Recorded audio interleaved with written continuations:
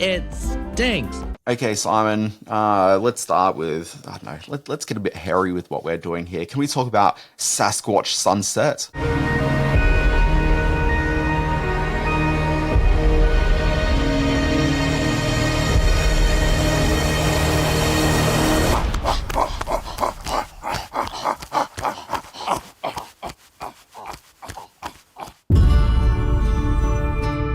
I'm very excited about this movie. We should point out from the very start that this isn't going into general release this week. It is just about to hit the film festival circuit. It's going to play Sydney. It's playing the Revelations Festival in Perth, and I think it's going to Melbourne. That'll be announced later on, but we'll see.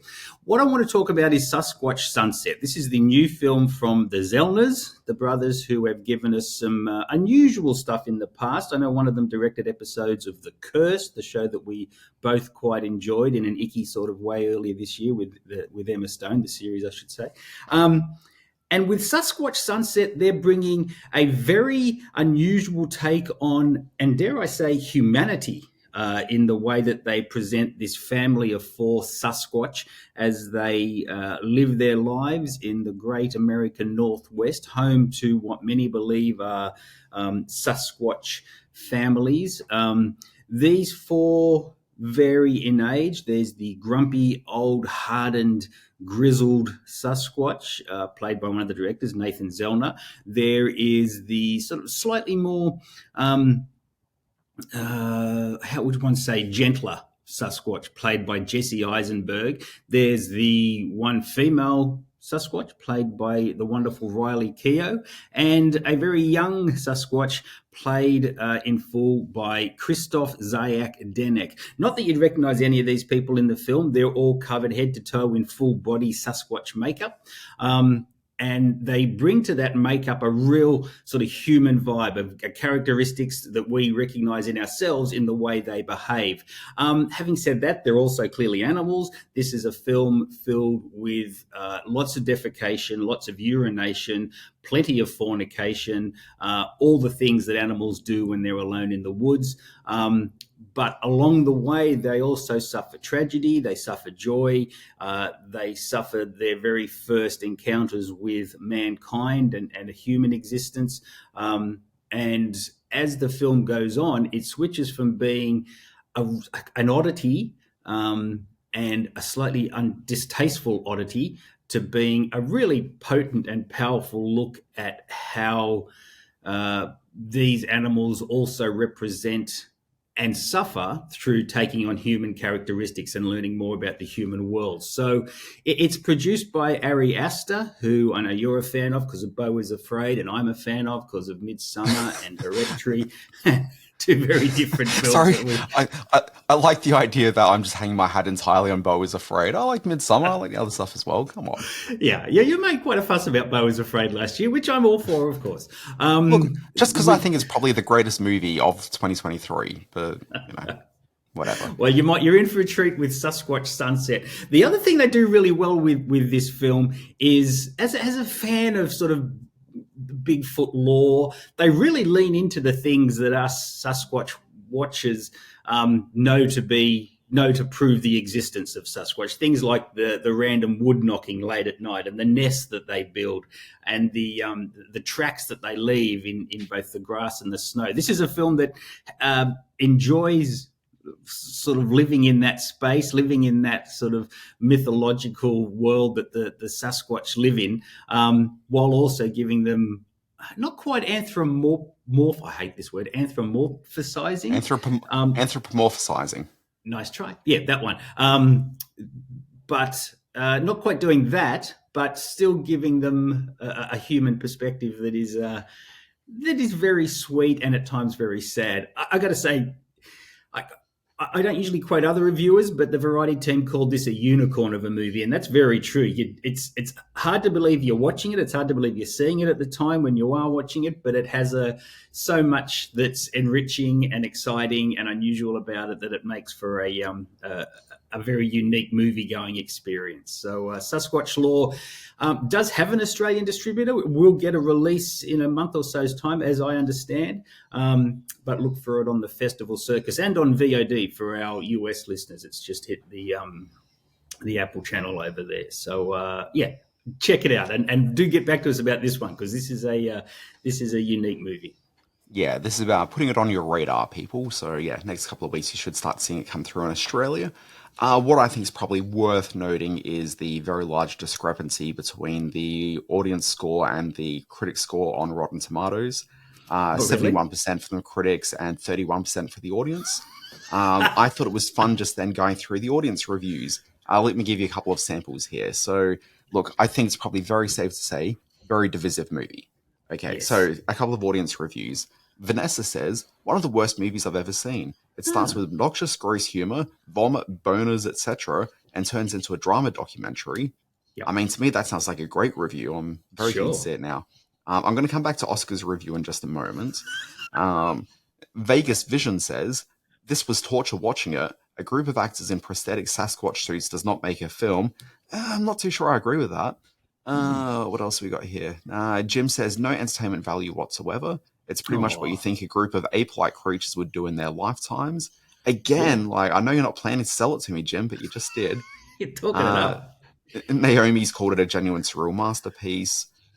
Josh says it's the worst movie he's ever seen. Who signed off in a steaming pile? And you can read all those reviews over at Rotten Tomatoes. But the review that I thought was the thing that stood out at me just then, and I'm going to go on a personal tangent in just a second, is the review by Oscar saying anybody can be a director.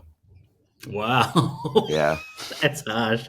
I disagree brutal. with that, because it is a beautiful looking film. It's clearly made with a lot of technical prowess, not just in the monkey suits they wear, the Sasquatch suits, but the really widescreen, beautiful cinematography of the US Northwest states. It looks stunning. And the interaction with the animals, there's a cougar, a puma, whatever you want to call it, in the that plays an important role in the film. Be very warned though. There are some real gross out moments in this. When the three of the Sasquatch discover a paved road, they absolutely lose their minds and everything else. And it's all up there on the screen to see. To think that this is Jesse Eisenberg and Riley Keough, some notable acting names under the suit doing these scenes, they must have just had a ball making this movie. And Yeah, of all the Sasquatch movies, we sort of half discussed doing Sasquatch movies as our intermission this week, No, and no, and I you made them, and jokingly suggested it. yeah, you jokingly suggested that by making it. Well, you put a red line through it straight away by saying we just want to talk about good Sasquatch movies, which would make for a very quick intermission. If you haven't seen Willow Creek, which is the film directed by Bobcat Goldthwait, it's a found footage film about two Mm. campers terrorized by a Sasquatch. It's a terrific film, but yes, there has been a let's say a short it's a very short list of really great Sasquatch movies out there. Okay, so I haven't seen Sasquatch Sunset yet, so I'll put this on a maybe list. But if we're going to think about the Bobcat Goldthwait film and then also Harry and the Hendersons, we have two Sure. good ones. Yes, yes. Yeah, And I could have talked for 20 minutes on each of those, not a problem, but you wouldn't let me, so here we are. yeah, no, exactly. Simon, this probably leads us. Well, actually, first of all, two things. First of all, Oscar's review there saying anybody can be a director. I had a moment of great pride on the weekend when I heard my daughter give her first review of something. Okay, Wow. big moment. We were in the What's your Queen Street. review? Well, we were in the Queen Street Mall, and it was a very Oscar-like review. In the Queen Street Mall, there was a number of young musicians who were up on stage being judged as part of some sort of competition. I will say that the couple we saw at the beginning weren't very good. That was definitely the critique of my almost 3-year-old daughter as we up and left, and in my arms, she said to me, "It's just music." Critical. Such a savage burn. Wow, that's a takedown. That's she's developing your acid wit. Yeah, which is very funny. Anyway, Simon, what you said then about the well-known actors in Sasquatch suits, and it made me sort of think about the idea that for a movie like this, it doesn't matter to me that Jesse Eisenberg's inside the suit. I mean, I know that sort of sells the movie, but really, as long as you got a good actor in a Sasquatch suit, the movie should probably speak for itself. That Sure. leads me to the movie I want to talk about, which is maybe even more under the radar than Sasquatch Sunset. It's a movie called Mm. Showdown at the Grand, which my overall thesis before we play the clip right now is this movie would have been so much better if it was a more recognizable, better cast. But we'll talk about what it is in just a moment. Let's watch a clip. Here at the Warner Grand, we operate 365 days a year. We got a little something for everybody. Ladies and gentlemen, let's welcome the man who saved the world thrice, killed Dracula twice, only got his heart broke one time. Claude Luke Halliday. Bon voyage. Simon Foster, this is a 2023 movie, runs all of 92 minutes. 92 minutes, what an appealing prospect. This is That's what every movie should be. This is a low budget, engaging from a premise perspective, if not maybe entirely an execution film, from a director named Orson Oblowitz. Can't say I was that familiar with his work. This is the sort of indie film that plays at film festivals, usually as part of like a midnight screening. And the best time to watch this movie is probably at about midnight to 2 a.m. That's absolutely the sweet spot. So it's a bit odd, and it's certainly for a film cineast who's not really looking for something that's going to blow them away, but is also something which will kind of stick with them for longer than they expect.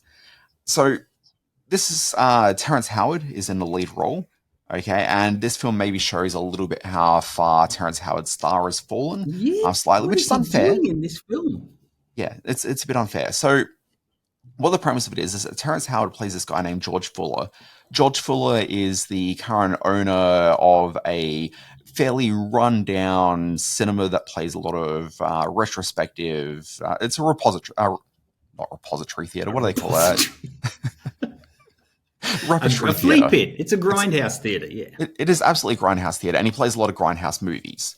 Okay, it seems as though the majority of them seem to star this guy named Claude Luke Halliday, who is very much a Schwarzenegger type of figure if he was playing more in sort of lower rent movies with, like nunsploitation and like Italian horror type stuff.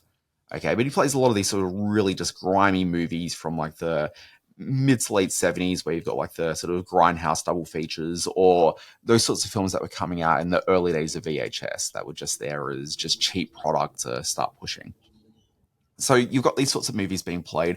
There's a young woman that comes into it who has a doctorate in film studies. She's a bit underused, but she's certainly present in it. So it's like this sort of young woman that's there. There's another guy played by John Savage, where if you know him by name, and he's a character actor that's been in pretty much everything over the years. But all the way back to the Deer Hunter. Look, Deer Hunter's probably his biggest title. Yeah. And then also the guy who plays Jean-Luc Halliday, the man up on the theatre screen, is Dolph Lundgren. The great Dolph Lundgren.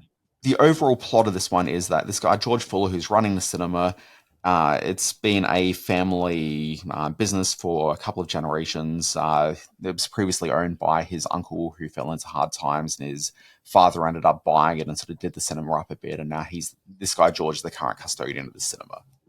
Okay, it means a lot to him. He loves cinema. He loves the ability to create a safe space for people to come off the streets and be able to watch a movie. So he's very invested in having the cinema, and then suddenly these goons come along one day saying, hey, look, we've got a very good offer to buy the cinema. And so the film is very much the little man up against a large real estate tycoon who wants to buy it. Okay. As the film starts to go in a little bit further, it starts to introduce the idea that it's kind of not just a real estate tycoon, but it's a little bit sort of Yakuza-ish in a way. Oh. Yeah.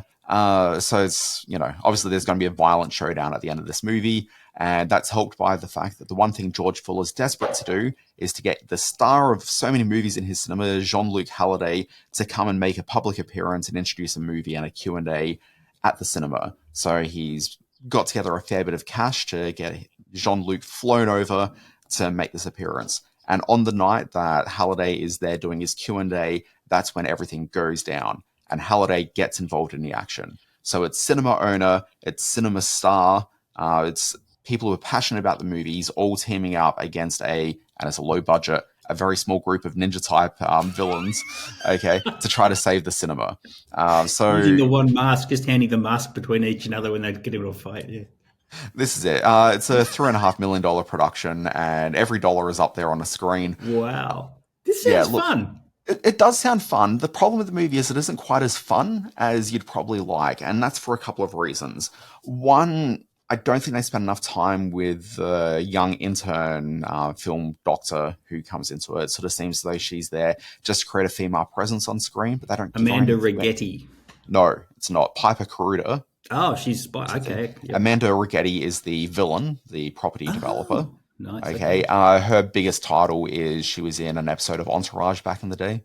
Sure, of course she was. Yeah.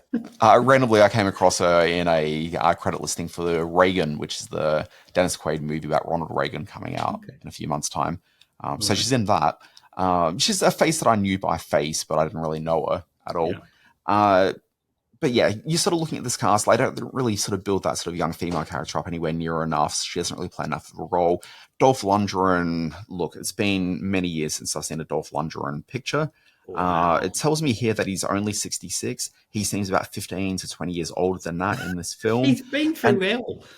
Well, he has. But part of the problem for the film is that a lot of the movie is fake clips of the sort of grindhouse movies from back in the day, but he just looks every bit the, aged star he is in 2023, 24, as he was supposedly in like 1976 when this film was made. Like it doesn't quite have enough of a gap. And also I kind of feel that Dolph Lundgren, he suddenly fills that sort of role of that kind of an actor, but he just doesn't feel like he's the actor that you really want in this film. You probably want a Jean-Luc Van Damme or someone like that. It's maybe someone who's just a bit more vital still.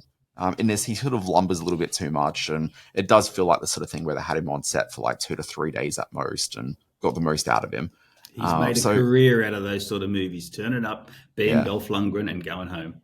That's it. Get his paycheck. Terence Howard, I think, is pretty fun in it. The rest of the supporting cast are perfectly fine, but you do kind of wish that there was just one or two sort of well-known character actors who you may not know by name, but you certainly know by face, like a Clancy Brown or someone like that. That would be good. Yep. Yeah. But how expensive could Clancy Brown be? I wouldn't imagine like all that expensive. But you just kind of need a few more of those figures through the supporting cast, like particularly around the villains. The villains, you just didn't really feel much sort of scene chewing on screen. It was just a bit disappointing from that angle. But anyway, it's a cool, fun premise. I just wish it was just a little bit better and bigger in execution. 2 quick points.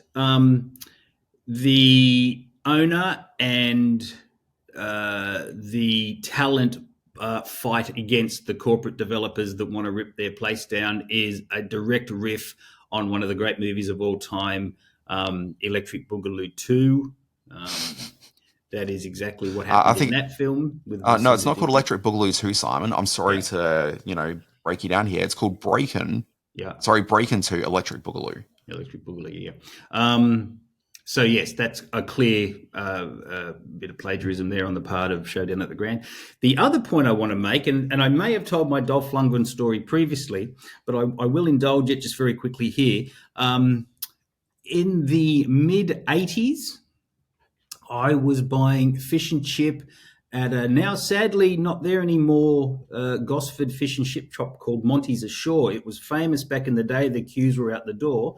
They had a few tables there for patrons to sit and eat their famous fish and chips at. As I was ordering my fish and chips with my parents, I think at the time, I noticed sitting at a table this enormous man with shoulders almost as wide as the table that I knew, because I was right in the early stages of my film fanaticism, I recognized to be Dolph Lundgren. Now, over time, I've started to think, did I dream this? Is this something that I imagined was not true? What would Dolph Lundgren be doing in a Gosford fish and chip shop? As it turns out, I came to learn over the years that Dolph Lundgren was not only in Australia at the time, but was traveling our fair land, our vast and beautiful countryside. While studying here, he worked as a bouncer, he worked as a barman, he did odd jobs around the place. And at this point in time, it seems he was travelling the central coast of New South Wales. And I did, in fact, see Dolph Lundgren in a Gosford fish and chip shop. And that was one of my very first run-ins with, I don't think he was quite the celebrity then, but he was on his way to becoming someone very famous. So that's my Dolph Lundgren story. And no one believes that. In fact, I didn't believe it for many years, but it seems that it was a real and true thing. And after 175 episodes of the podcast, I finally told an interesting anecdote. Yeah, look, I mean, thinking about this sort of impacting you as like a young film enthusiast, Yeah. I guess the big question I have is I didn't realize that he's been making movies for that long. Well, debuted, I guess, with Rocky 4. When was Simon, that? I was making a joke because you're a very old man. Okay, I see. That's one of your ageist jokes. I get it. Yeah. Yeah. I get it now. Anyway, I'm getting a bit Simon. slow. Happens to the best of us.